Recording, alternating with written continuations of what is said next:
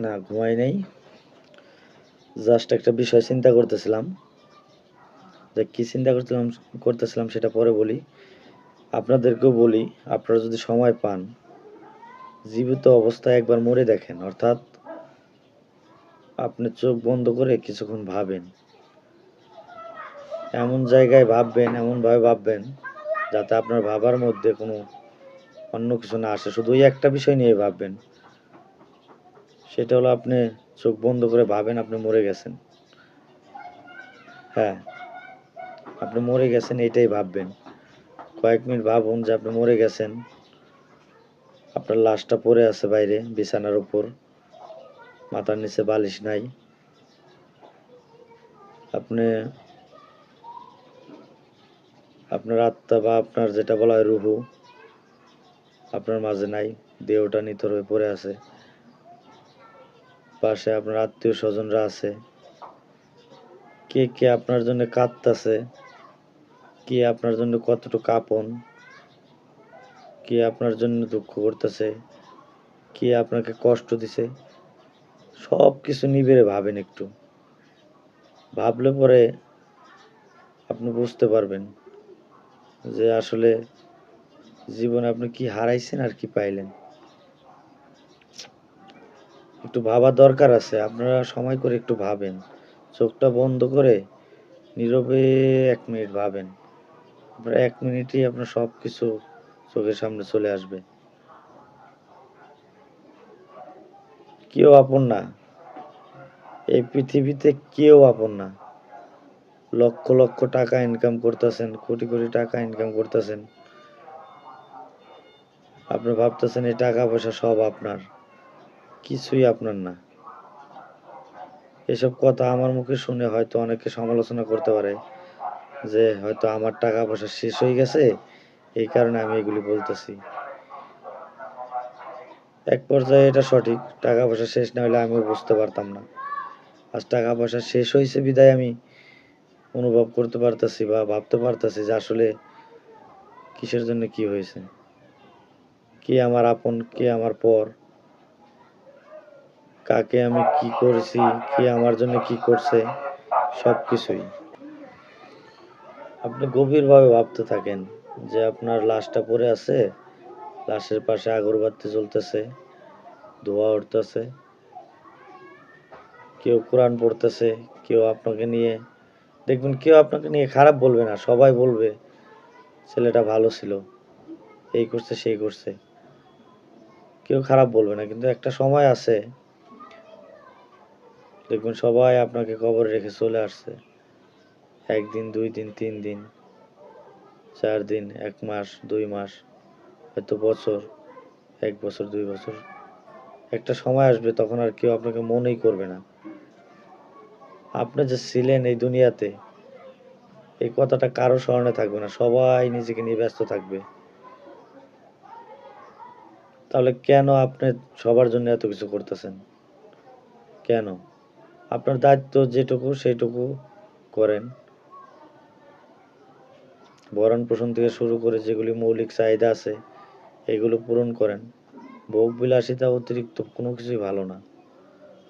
সব কিছুর একটা লিমিটেশন আছে। আপনারা অতিরিক্ত যাই করবেন সেটা একসময় বিষ হয়ে যাবে। যখন মারা যাবেন তখন ৩.৫ হাত কাফনের কাপড় দিয়ে আপনাকে রেখে আসবে। আপনার লাশের পাশে ৫০০ টাকার একটা নোটও কেউ দিবে না। আপনার নিজ সন্তান, স্ত্রী, মা-বাবা কেউ না। আপনার এত আদরের কোলবালিশ, আপনার বালিশটা, আপনার এত শোবার ঘর, এত যত্নে সাজানো ঘর সব পড়ে থাকবে। কিছুই সাথে যাবে না। তাহলে কেন, কেন আপনি এগুলো করতে যাবেন? দয়া করে এখনই চিন্তা করেন, এখনই চোখ বন্ধ করেন, নীরবে একবার মরে দেখেন, মরার আগে একবার মরে দেখেন, সব কিছু বুঝতে পারবেন। যদি আপনি মরার আগে একবার না মরতে পারেন, তাহলে এই পৃথিবীকে আপনি বুঝতে পারবেন না, এই দুনিয়াকে বুঝতে পারবেন না। এই দুনিয়াটা হচ্ছে মিছে মায়া, মোহ, স্বপ্নে বিভোর। স্বপ্ন ভেঙে গেলে দেখবেন সব কিছু অন্যরকম, কিচ্ছু নাই, কিছুই নাই। আপনার আপন বলতে কিছুই নাই। আপনার রুহটা যখন আপনার দেহটাকে ত্যাগ করবে, তখন এই দেহটাই আপনার আপন না। রুহ এক জায়গায় থাকবে, আপনার দেহটা আরেক জায়গায় থাকবে। দেহ খাবে পোকামাকড়, রুহ রুহ যাবে আল্লাহর কাছে, সেখানে শাস্তি পেতে থাকবে। ভালো কাজ করলে ভালো থাকবে, আর যদি খারাপ করে থাকেন তাহলে অসম্ভব শাস্তি অপেক্ষা করতেছে। পরকাল আছে, বিশ্বাস করতে হবে। মুসলমান হিসাবে বিশ্বাস করতে হবে আখিরাত, পরকাল এগুলো আছে। এগুলো যদি আপনি বিশ্বাস না করেন তাহলে আপনি মুসলিম না। আপনাকে বিশ্বাস করতে হবে। মায়ের পেটে যখন 10 মাস একটা শিশু থাকে, 10 মাস 10 দিন থাকে, তখন সে মায়ের পেটেও খেলাধুলা করে।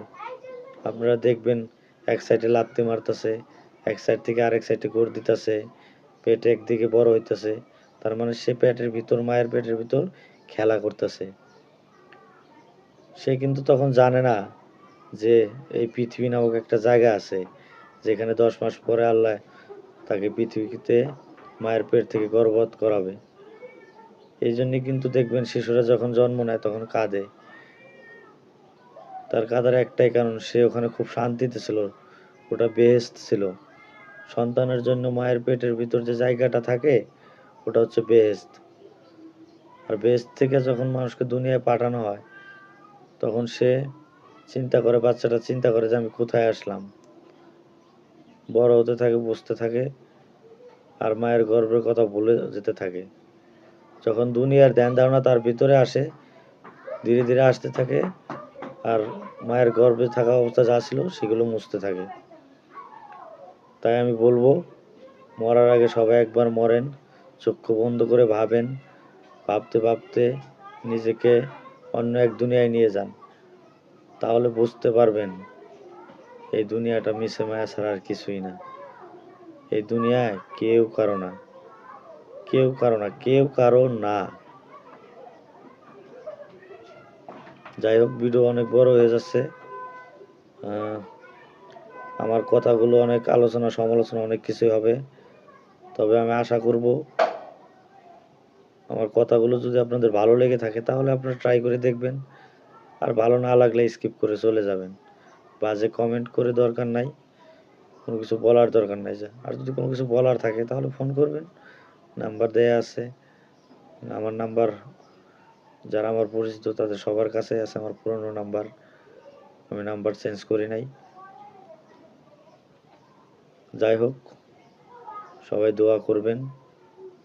আমার মনে কিছু কথা আসলো হঠাৎ করে, তাই আপনাদের উদ্দেশ্যে বললাম।